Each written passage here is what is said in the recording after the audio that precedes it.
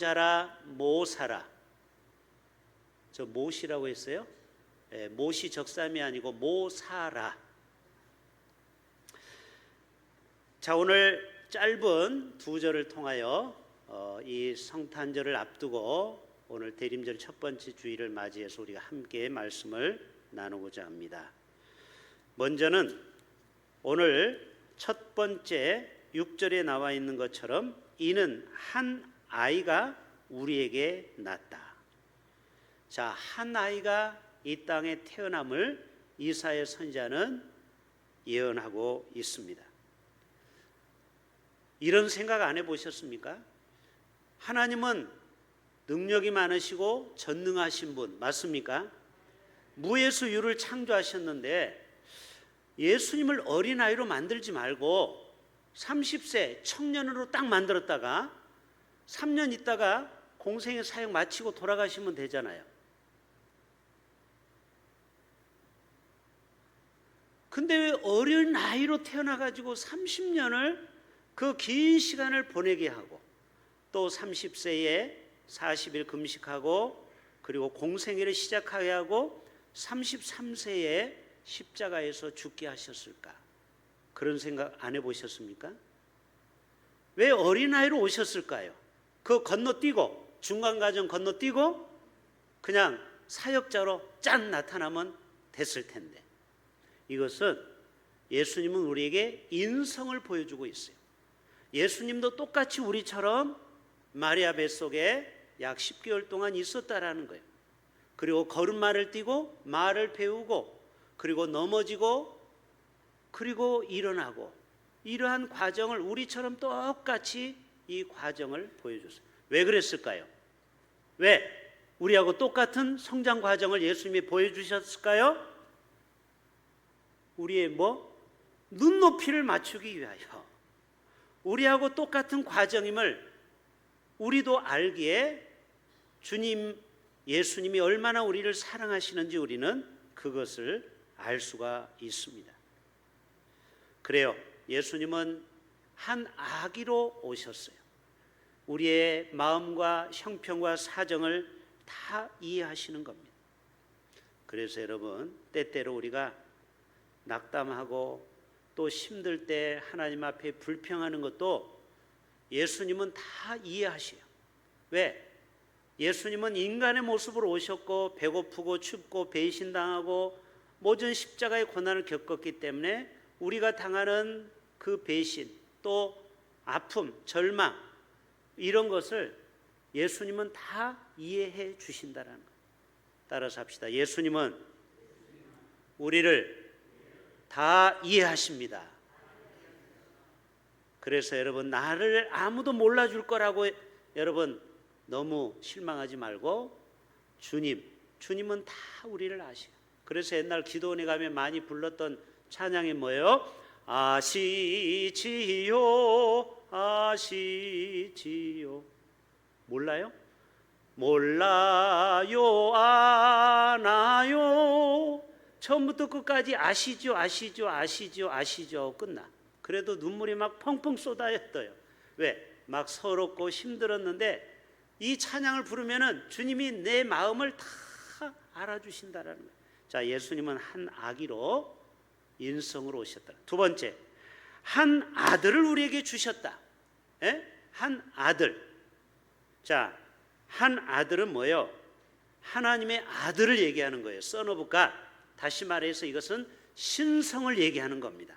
그러니까 예수님은 인성과 신성을 다 갖춘 분이죠. 여러분 하나님의 아들 독생자를 보냈다라는 게 여러분 감동이 별로 없죠. 이렇게 설명해 볼까요? 여러분에게 아들이 둘이 있어요. 우리 안혜옥 집사님 아들이 둘이 있죠. 자, 아들이 둘 있는 분 손 들어보세요. 빨리. 제가 다 알고 있어요. 자, 보세요. 이분들 얼굴이 다 고생을 많이 한 얼굴이에요. 아들을 2명은 둔 사람은 정말 위로를 표합니다. 자식 키우는 것이 딸보다 아들이 2배, 3배 힘들어요. 그런데 우리 아들이 아프리카 말라리아가 심한데 여름에 선교 사역으로 1년 보내달라고 해보세요. 여기도 있네. 여기 김수영 원사님 손 들었어요, 안 들었어요? 자, 그런데 아들을, 도건이를 아프리카 저 말라리아 있는데 보내달라고 하면 보낼 수 있어요? 아니면 좀 생각해 봐야 되겠어요? 본인이 보내면 쿨하게 보낸대요. 예, 요즘 신세대 엄마예요. 그런데 옛날 엄마들은요, 못 보내요. 혹시 병 걸려서 죽을까 봐. 또 지금도 식인종이 존재하는 저 인도네시아, 예, 저도 인도네시아 자카르타를 갔다 왔는데요. 그 자카르타의 자바섬 같은 데는 지금도 사람을 먹어요. 식인종 벌거벗고 다니고. 그런데 여러분, 아들을 그런데 보낼 수 있겠습니까? 독생자를 내보낼 수 있을까요? 세계에서 가장 인권이 가장 낮은 데가 어디예요? 저 북한. 북한에 여러분의 아들을 보내서 복음을 전하라고 할 수 있을까요? 쉽지가 않아요. 그런데 하나님은 독생자 예수 그리스도를 우리에게 아낌없이 보내어 주셨다라는 거예요. 결국 십자가에 죽으시도록 인도하신 것이죠. 세 번째, 그 어깨에는 뭐가 있다고요? 정사를 메었고, 요거 오늘 6절만 읽으면 끝나요. 오늘 좀 빨리 끝날 거예요. 자, 뭐라고요? 그 어깨에는 정사. 정사는 거버먼트, 정부를 얘기하는 거예요. 정권. 이제 조금 있으면 우리나라가 이제 이렇게 정권이 바뀔 때가 있죠. 그게 바로 정사예요, 정사.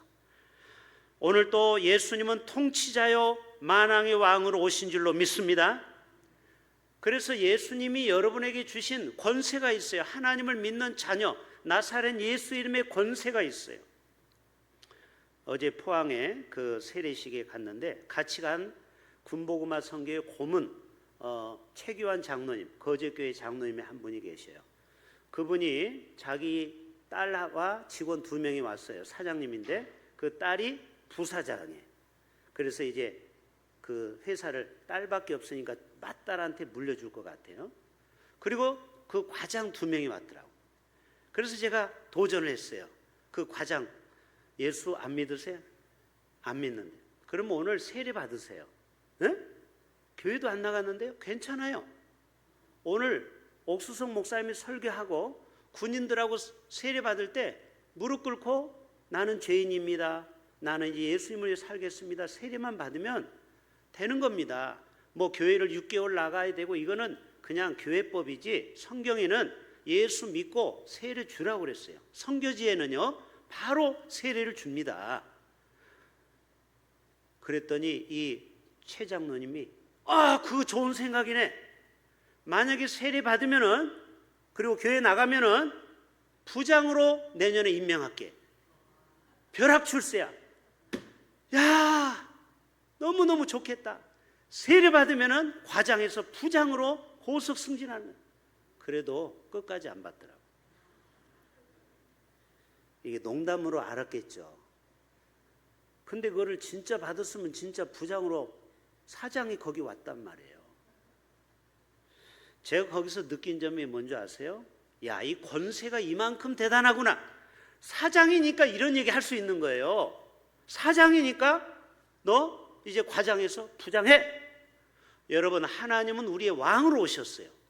우리가 주님 앞에 무엇을 구하든지 하나님 마음에 합하기만 하면 여러분을 얼마든지 성공시킬 수 있고 여러분을 높은 자리에 세울 수 있는 분이 바로 권세자, 정사가 가지신 하나님이신 줄로 믿습니다.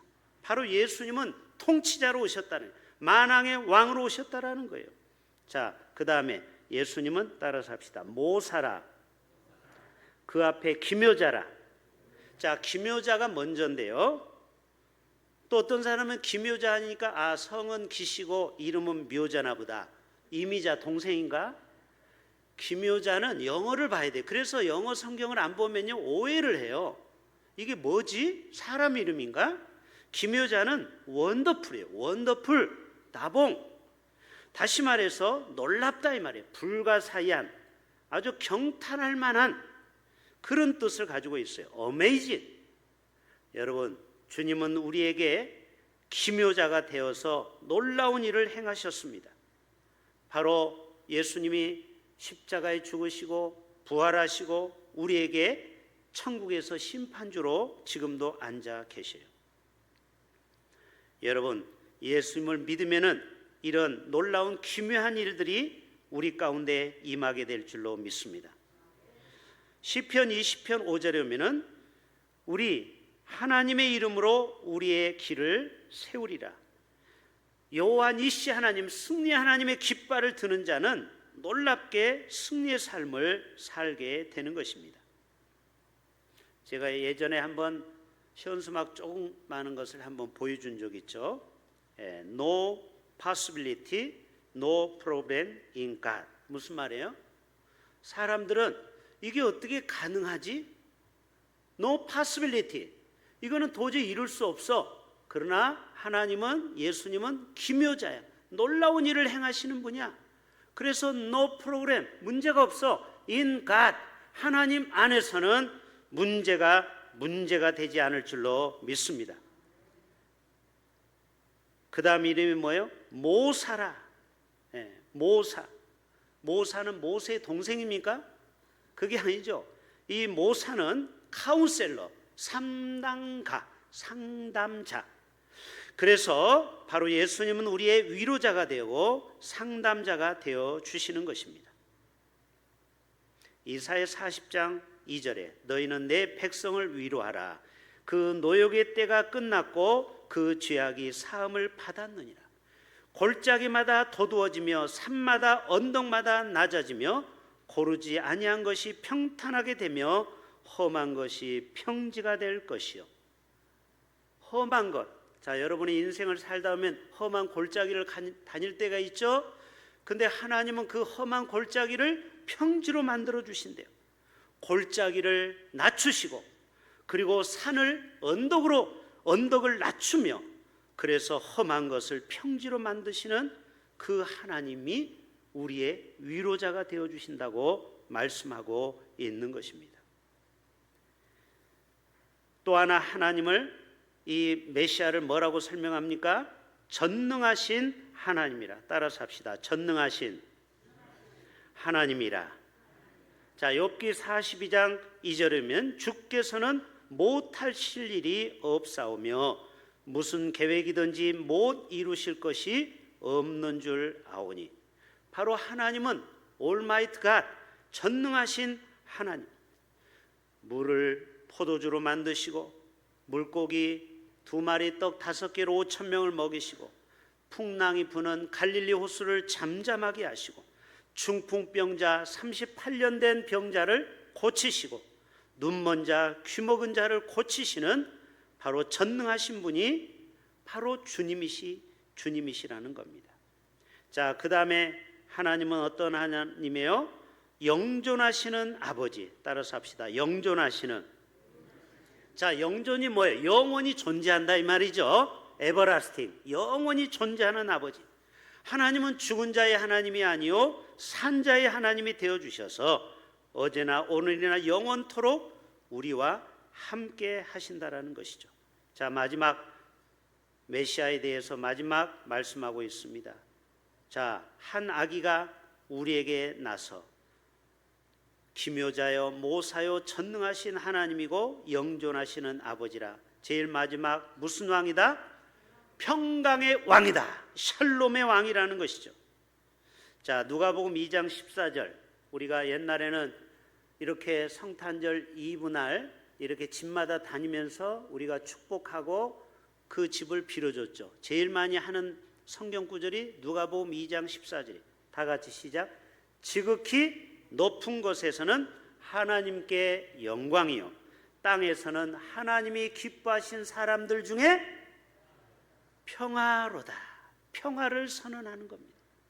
여러분이 성탄절에는 평화의 왕을 우리가 마음에 모시고 살아가야 돼요. 현대인들은 불안하고 초조하고 많은 어려움이 있어요. 지민이도 엄마 아빠가 없어서 조금 불안하지? 괜찮아? 이제 엄마 아빠 곧 오실 거야.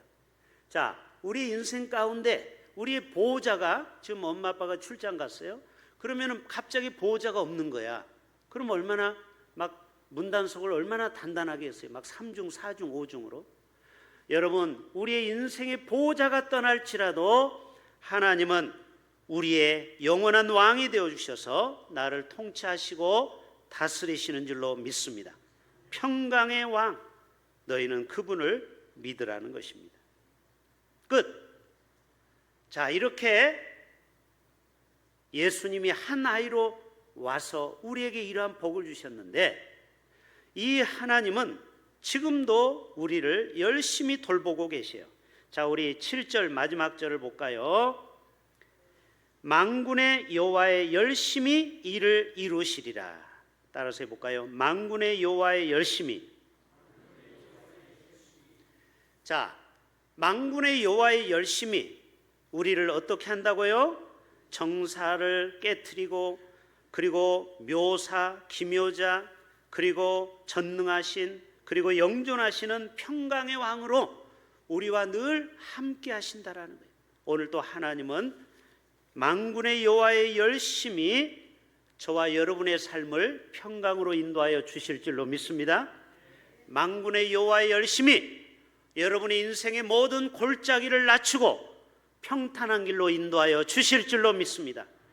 만군의 여호와의 열심히 저와 여러분의 인생을 마침내 승리의 기쁨을 주는 여호와 니시의 승리의 삶을 다 살아가시기를 주님의 이름으로 축복합니다. 하나님 아버지 감사합니다.